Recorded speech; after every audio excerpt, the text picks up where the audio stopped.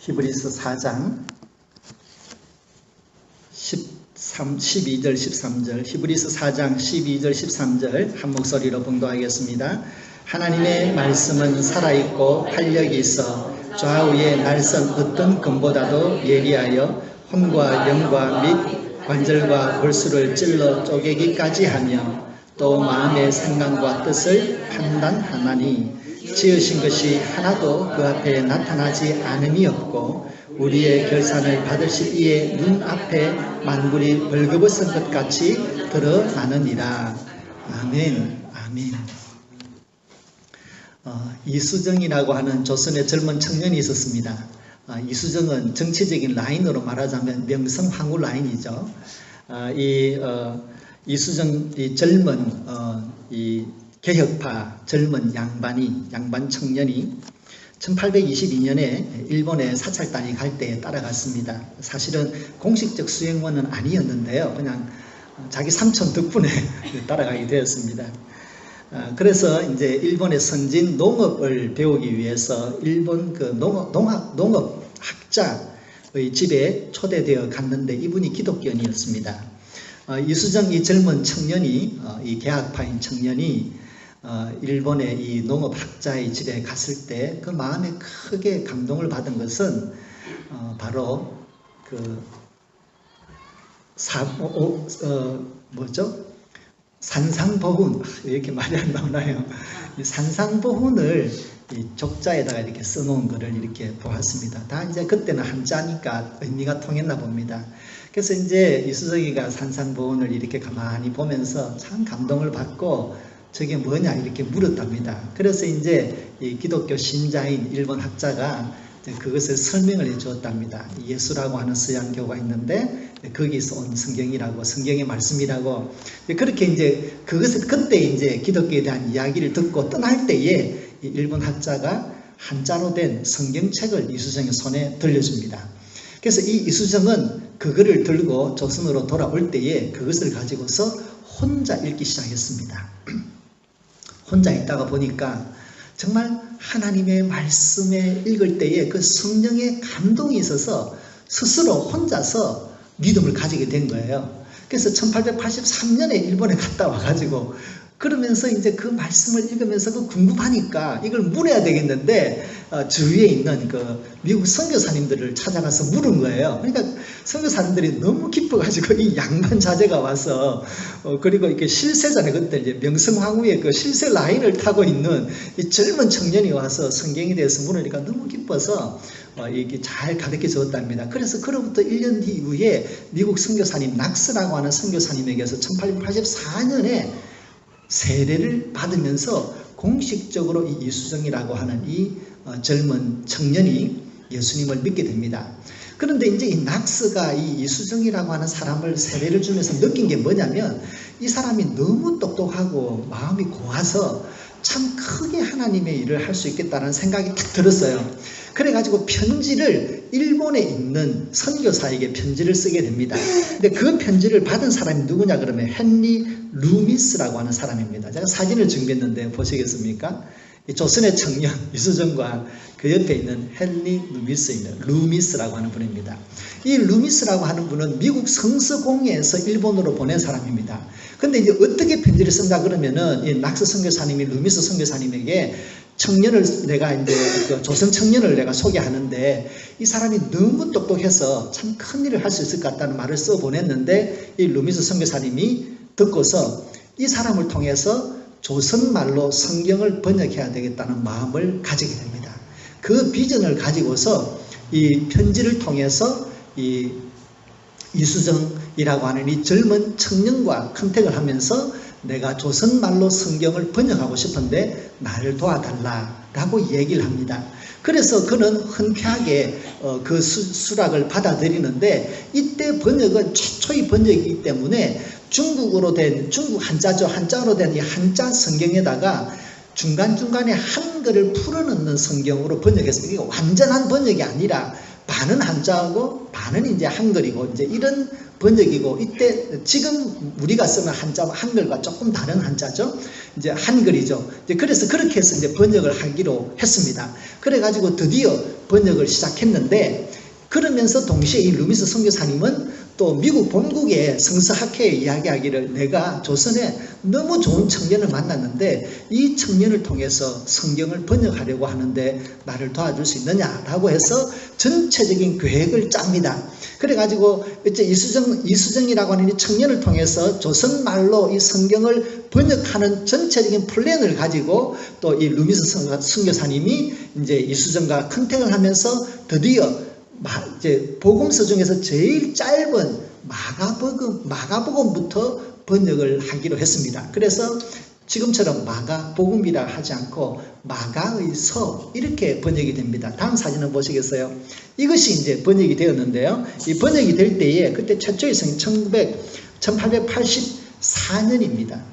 그러니까 예수 믿은 지 한 2년이 안 되어 가지고 약 2년쯤 될 때 바로 이 첫 번째 마가의 서 이렇게 해가지고 이렇게 성경이 번역이 되는데, 이때는 전부 다 한글이 아니고 이제 한자와 한글이 병행되는 최초의 성경이 일본에서 만들어지게 됩니다. 그래서 그때부터 해가지고 마태복음, 누가복음, 요한복음 해서 복음이 짜여져 가지고 쪽복음이 준비가 되고, 이 쪽복음이 준비가 되었을 때 들어오신 분이 누구냐 그러면 우리가 잘 아는 언더우드 선교사님, 알렌 선교사님이 바로 이 쪽복음을 들고 들어왔습니다. 그렇게 해서 일본으로부터 번역된 것이 들어오게 되었는데, 그것의 최초의 출발점이 바로 이수정이라고 하는 청년입니다. 그리고 이것은 남쪽이고, 북쪽으로는 그때 중국으로부터 이제 개성 상인들이 이제 인삼을 팔러 돌아다녔는데, 중국에 있는 선교사님들이 이 개성 상인들을, 인삼 장사들을 눈여겨보았어요. 그래서 그분들을 통해서 복음을 전할 수 있는 방법이 없나 생각하다가 이분들에게 계약을 맺습니다. 뭐냐 그러면 책을 팔아라. 이 책을 파는 것에 대한 어떤 커미션을 주기로 하고 이 사람들을 섭외를 해서 또 그리고 또 그 중국에서 번역되어 있는 성경들을 보내어서 권서인을 통해 처음에는 인삼 상인들을 통해서 북쪽으로부터 성경이 들어옵니다. 그래서 나중에는 이 성경을 읽은 사람들이 너무 좋아가지고 또 감동된 사람들이 아예 이 성경책을 나누어주는 일을 하게 되었는데, 그들을 권서인, 책을 권하는 분들이다 해가지고 이제 요즘 말로 말하면 문서 선교인들이 있었습니다. 그래서 우리 한국의 선교사의 가장 특징은 바로 하나님의 말씀이 먼저 들어왔다는 것입니다.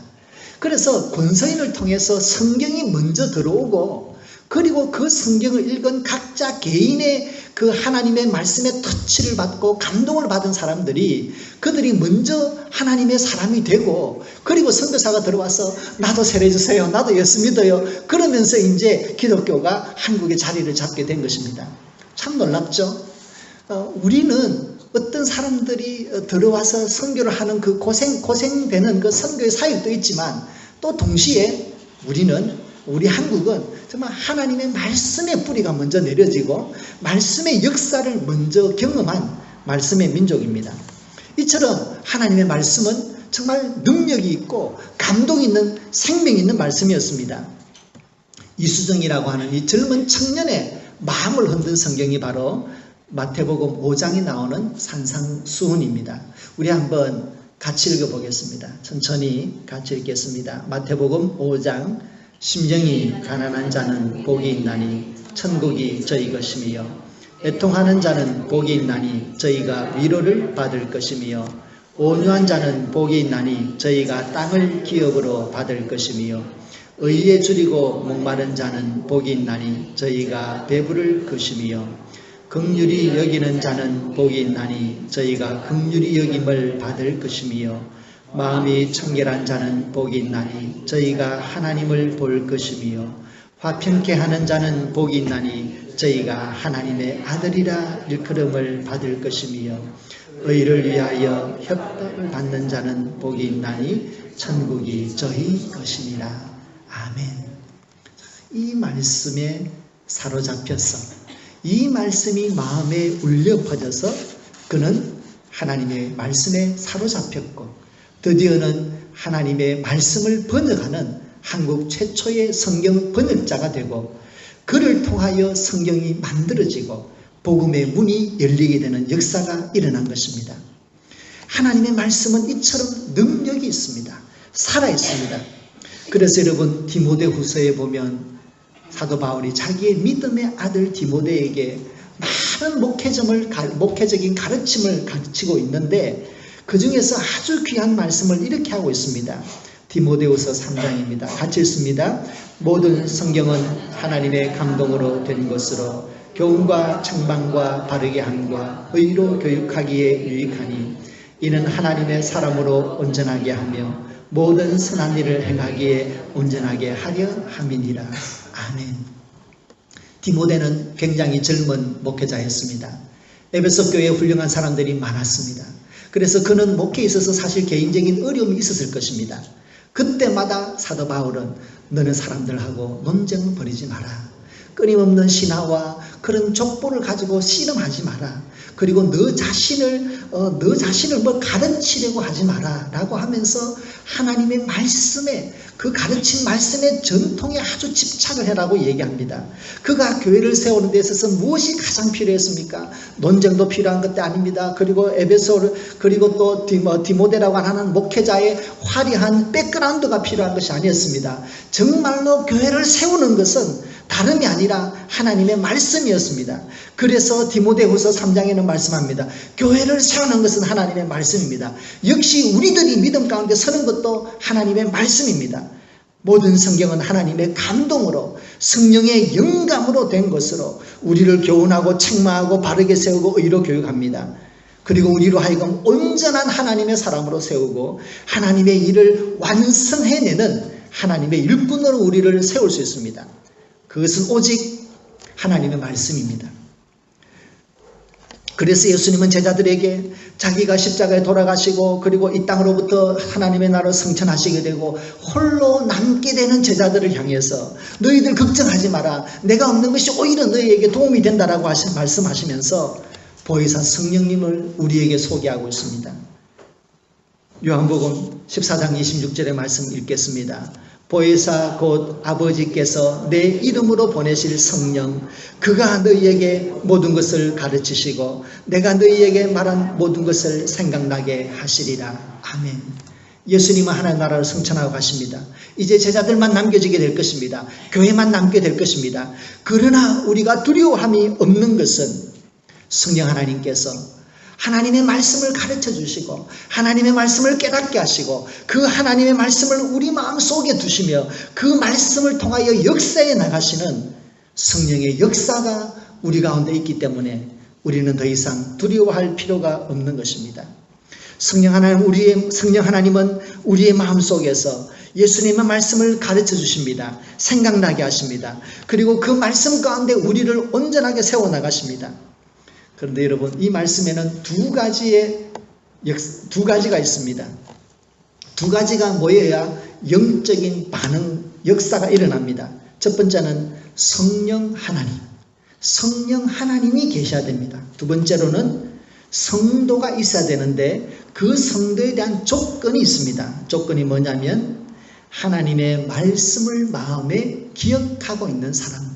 그러니까 성령 하나님은 아무 생각 없는 성도님들에게 역사하는 게 아니라 마음에 무엇이 있는 성도님들? 하나님의 말씀이 기억되어지고 그 말씀이 간직되어져 있는 말씀의 성도들을 통하여서 하나님께서 역사하신다는 것입니다. 그러면 여러분 우리에게는 성령 하나님에게 있는데 성령 하나님께서 분명히 계신데 그 말씀이 역사하시려면 우리 마음속에 예수 그리스도의 말씀과 하나님의 말씀이 들어와 있어야 되는데 여러분의 또 우리 자신의 영적인 상태는 어떻습니까? 이 두 가지가 부딪혀서 이 영적인 이 반응이 일어나게 되는데 우리의 마음속에 성령 하나님은 분명히 예수님의 약속처럼 계신데 우리의 마음속에 하나님의 말씀이 간직되어져 있느냐라고 하는 것은 우리 스스로에게 질문하고 스스로 또 대답해 보아야 되겠습니다. 사도 바울은 우리에게 하나님의 말씀은 살아있고 활력이 있다라고 했습니다. 살아있다, 활력이 있다. 그러면 우리의 마음속에 하나님의 말씀이 계시면 우리는 살아있게 되고 활력을 가지게 되어 있습니다. 비유해보자면 이렇게 할 수 있습니다. 여러분, 우리가 아이들 키우면서 생일 축하 같은 걸 하게 됩니다. 그러면 그 중에서 아주 값싸게 생일 분위기를 낼 수 있는 게 뭐냐면 생일 축하 풍선이죠. 풍선입니다. 거기에 이제 헬륨을 넣으면 이게 떠가지고 이제 방위에 둥둥둥 떠가지고 생일 축하 분위기를 낼 수 있습니다. 그런데 여러분, 이 생일 축하 이 알루미늄 이 볼룬을 가지고 온다고 되는 게 아니죠. 그것은 그냥 그 알루미늄 백일 뿐입니다. 근데 여기에 뭐가 들어가야지 떱니까? 여기는 공기보다 가벼운 헬륨이라고 하는 가스가 들어가야 됩니다. 헬륨이 들어가면 여기는 빵빵하게 자기 모양을 가지고 이게 하늘 위로 붕 떠가지고 축하의 분위기를 냅니다.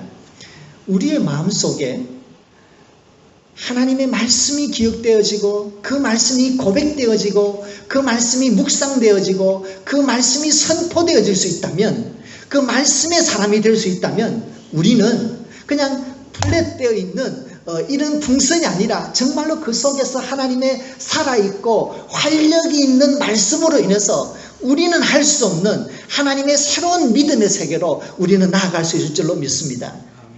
그래서 우리의 마음속에는 말씀이 기억되어지고 외워지고 또 말씀이 고백되어지고 그 말씀을 묵상할 수 있는 이 말씀의 자료들이 필요합니다. 나라들마다 지금 불경기가 온다, 무역전쟁 때문에 어렵다라고 합니다. 그러면서 신문 한쪽에 보면은 나라들이 금을 모은다 이런 얘기를 써요. 아니, 나라가 뭐가 부족해서 금을 모읍니까? 생각할 수 있는데 아마 이 금이라고 하는 것이 이 국가의 이 화폐가 이게 오고 가는 이런 변화를 덜 타기 때문에 국가들은 전략적으로 나라의 경제적인 안정을 위해서 금을 모아두는 것 같습니다. 근데 저는 이제 경제학자가 아니니까 이제 금이 가지고 있는 환율적인 가치 이런 거는 잘 모릅니다. 그러나 미국 빼고는 모든 나라들이 환율이라고 하는 것이 오르락내리락 하는데 이 금이라고 하는 것이 굉장히 국가의 안정에 도움이 되는 것 같습니다. 여러분, 이것이 많은 돈이 있지만 따로 금을 비축할 때에 국가가 안정을 요구하는 것처럼 여러분, 우리들에게도 많은 신앙의 경험이 있고 신앙의 연륜이 있습니다. 그러나 근본적으로 우리의 신앙을 흔들림 없는 반석 위에 세우는 것은 하나님의 말씀뿐인 줄로 믿습니다. 우리는 이 하나님의 말씀을 붙들 때에 우리의 믿음은 흔들림이 없는 반석 위에 서는 믿음이 됩니다. 여러분, 사도 바울이 디모데에게 편지할 때 보면 디모데가 개인적인 어려움이 있었는데 젊음에 대한 성도들이 조금 우습게 본 것 같아. 그래서 그러니까 성도들이 네가 어리다고 아주 무시하지 못하게 해라 이런 말씀까지 하고 있습니다. 그런데 사도 바울이 이 디모데라고 하는 이 자기가 죽음을 앞두고 디모데에게 마지막 목회 편지를 쓸 때 그가 교회를 세울 수 있는 가장 중요한 것이 뭐가 있느냐? 모든 것을 하나님의 말씀을 가르치는데 집중하라고 하는 한마디로 요약할 수 있습니다. 왜 하나님의 말씀에 집중하는 교회를 만들어라? 이유는 분명하죠. 하나님의 말씀은 살아있고 활력이 있기 때문입니다. 우리 교회가 살아있는 교회, 활력 있는 교회가 되려면 무슨 교회가 되어야 되겠습니까? 말씀이 풍성하고 말씀이 기억되고 말씀이 고백되고 말씀이 선포될 때 그런 교회가 될 줄로 믿습니다. 여러분, 그런 의미에 있어서 우리가 하나님의 말씀을 기억하고 그것을 외울 수 있다면 참 얼마나 좋겠습니까? 하나님의 말씀이 마음속에 풍성한 사람은 정말 영적인 은혜의 샘을 끼고 사는 것과 같습니다. 그래서 여러분, 시편 1편에 보면은 복 있는 사람은 하나님의 말씀을 가지고 있는 사람인데 그 복에 대해서, 그 하나님의 말씀을 가지고 있는 그 복에 대해서 참 귀한 말씀을 주고 있습니다. 시편 1편 1, 2, 3절을 우리 한번 같이 읽겠습니다. 복 있는 사람은 악인의 꾀를 쫓지 아니하며 죄인의 길에 서지 아니하며 오만한 자의 자리에 앉지 아니하고 오직 여호와의 율법을 즐거워하며 그 율법을 주야로 묵상하는 자로다. 저는 시냇가에 심은 나무가 시절을 쫓아 과실을 맺으며 그 잎사귀가 마르지 아니함 같으니 그 행사가 다 형통하리로다. 아멘. 복 있는 사람, 복 있는 사람은 마음속에 하나님의 말씀이 언제나 되새겨지는 사람입니다. 하나님의 말씀이 마음속에서 되새김질이 될 수 있는 사람, 그 사람은 마치 시냇가에 나무를 심어두면 계절대로 싹이 필 때는 싹이 피고 자랄 때는 자라고 꽃이 필 때 꽃이 피고 열매를 맺을 때는 열매를 맺어서 자기의 생명의 충만함을 드러내는 나무처럼 우리가 하나님의 말씀이 마음속에 있으면 그 말씀이 고백되어지고 묵상되어지는 사람이라면 우리는 하나님의 말씀이 가지고 있는 그 생명과 활력을 충분히 우리의 믿음과 우리의 삶 가운데서 경험하게 될 줄로 믿습니다. 하나님의 말씀은 살아있고 활력이 있기 때문입니다. 우리의 마음속에 이 귀한 하나님의 말씀들이 담긴다면 우리의 생각과 인생과 믿음이 얼마나 풍성할 수 있을까요?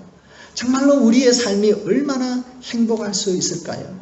하나님의 말씀에는 특별한 능력도 있습니다. 그 말씀 자체가 가지고 있는 그 살아있는 활력 있지만 그 말씀에는 특별한 능력도 있습니다. 이사야서 55장에 보면 그 하나님의 말씀이 가지는 한없는 지혜, 그 심오한 지혜와 함께 하나님의 말씀의 능력을 표현하고 있습니다. 이 말씀을 우리가 좀 마음속에서 기억해야 될 필요가 있습니다. 우리 이사야서 55장의 말씀, 하나님의 지혜와 능력에 대해서 같이 읽겠습니다. 이는 내 생각이 너희의 생각과 다르며 내 길이 너희의 길과 다릅니다. 여호와의 말씀이니라. 이는 하늘이 땅보다 높음같이 내 길은 너희 길보다 높으며 내 생각은 너희의 생각보다 높음이니라.